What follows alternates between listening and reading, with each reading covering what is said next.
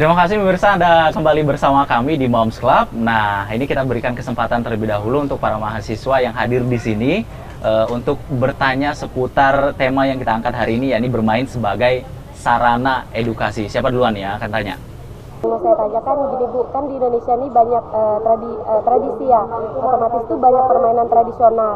Nah, ada nggak sih dari sekian banyak permainan tradisional yang bisa jadikan play terapi? Iya. Benar banget. Tadi kita sebenarnya udah ngomongin juga beberapa permainan tradisional ya. Tapi ternyata ada yang buat terapi juga kalau permainan. Iya, betul. Jadi bermain itu juga bisa digunakan terapi sebagai sarana untuk terapi. Salah satunya permainan tradisional. Sebenarnya hampir semua permainan tradisional itu bisa digunakan ya sebagai sarana terapi.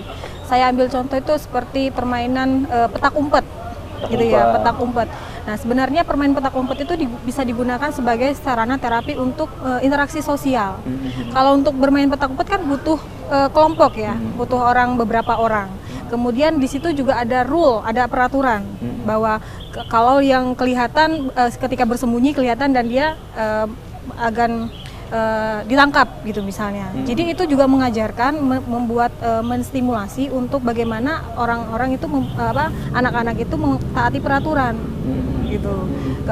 Bagaimana mereka menghayati atau melihat bahwa permainan ini bisa sebagai sarana untuk meningkatkan awareness dia terhadap aturan. Sekarang kan banyak anak-anak yang tidak aware gitu ya terhadap aturan semaunya gitu. Nah, itu bisa digunakan sebenarnya untuk sarana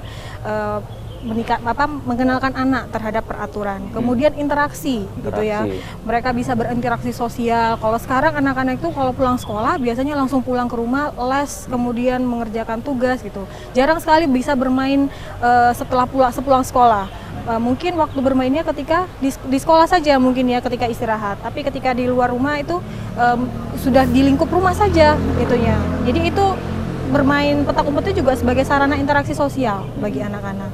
Jadi anak-anak yang pemalu, anak-anak yang kurang interaksi sosialnya masih kurang bisa diajak untuk bermain seperti itu. Oke.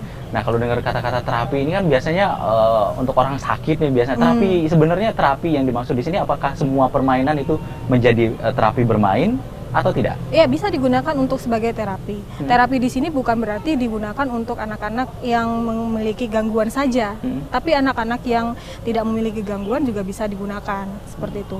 Kalau untuk sebagai sarana terapi, sebagai sarana pengobatan itu bisa digunakan misalnya untuk anak-anak yang mengalami gangguan autisme. Ya, anak-anak yang mengalami gangguan autisme itu respon terhadap sosialnya kurang gitu. Nah, itu kita bisa gunakan untuk meningkatkan responsifnya si anak terhadap lingkungan sosial seperti itu. Kemudian bisa dengan anak-anak yang gangguan belajar. Ya, anak-anak dengan gangguan belajar bisa digunakan terapi permainan dengan cara mengedukasi atau memberikan permainan yang misalnya untuk mengenalkan angka gitu ya. Bisa mengenalkan angka dengan permainan monopoli. Ya kan itu ada ininya, bisa dimodifikasi dengan permainan yang sederhana yang seperti saya ceritakan, bermain harta karun. Jadi ibu menyelipkan huruf-huruf misalnya di sudut-sudut rumah. Kemudian anak diajak, ayo kita cari huruf apa yang bisa dia cari gitu. Kemudian dia dapatkan misalnya huruf A. Ini mah huruf A. Di situ dapat interaksi sosial dengan ibu, dapat pemahaman kognitifnya gitu. Jadi dengan hal yang menyenangkan itu akan lebih mudah diserap anak seperti itu. Oke, sebenarnya bermain itu tidak harus di luar ya, di tempat-tempat bermain, tapi juga bisa di rumah sendiri ya. Di rumah sendiri. Seberapa penting sih peran orang tua untuk memilih permainan yang tepat untuk anak-anaknya? Penting sekali. Orang tua itu sebagai pengawas ya, sebagai pemilih. Jadi ketika biasanya kalau orang tua ibu-ibu muda itu biasanya memilih permainannya itu tidak berdasarkan keinginan anak biasanya. Biasanya keinginan orang tua, ibunya pengennya ini kemudian dibelikan, atau malah keinginan anak tapi yang tidak punya unsur edukasi gitu. Nah, peran orang tua itu sangat penting gitu ya. Orang tua sebagai penentu. Jadi pengawas juga bagaimana porsi bermain anak. Jadi bukan berarti permainan itu harus seluruh ini ya setiap hari sepanjang hari bermain ya, nggak ini juga gitu. Jadi orang tua itu sebagai kontrolnya, bagaimana mengawasi permainan anak gitu, permainan apa yang bisa digunakan, bahannya seperti itu. Jadi orang tua itu penting. ya. Oke, ya Bunda Fitri, mau nanya lagi nih ya soal bermain. Apa? Seberapa penting permainan itu untuk anak? Seberapa penting permainan? Penting sekali. Penting Jadi ya? penting sekali.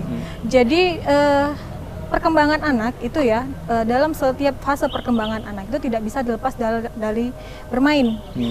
Sepanjang hidup anak itu banyak digunakan, dihabiskan untuk bermain. Bermain. Ya, kalau ibaratnya kalau orang dewasa bekerja itu penting, ya bukan?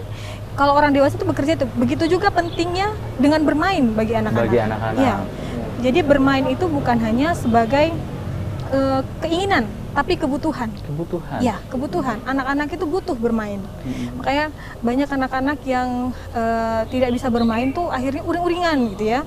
Pengennya main terus. Ya memang kebutuhannya dia untuk bermain. Memang fase perkembangannya itu adalah fase bermain. Seperti itu. Di sekolah pun seperti di TK, di playgroup itu banyak menggunakan permainan sebenarnya. Jadi sarana edukasinya itu adalah dengan bermain. Dengan bermain. Itu, ya. Oke, ada lagi Bun yang mau ditanyain? Itu aja ya. Oke, ini sering ngajakin anaknya bermain nih. Oke, bertanya lagi ya. Oke, untuk mahasiswa yang sudah hadir di sini kita coba lagi dengar pertanyaan dari mereka nih ya soal bermain sebagai sarana edukasi. Ada siapa yang pengen tanya? Selain sebagai edukasi, apalagi sih fungsi-fungsi dari bermain itu? Itu aja. Ya, baik, terima kasih untuk Ajeng yang sudah ikut berpartisipasi ya, bertanya apa saja sih fungsi bermain gitu. Nah, tapi nanti ya Bun ya, dijawab setelah jeda pariwara berikut ini.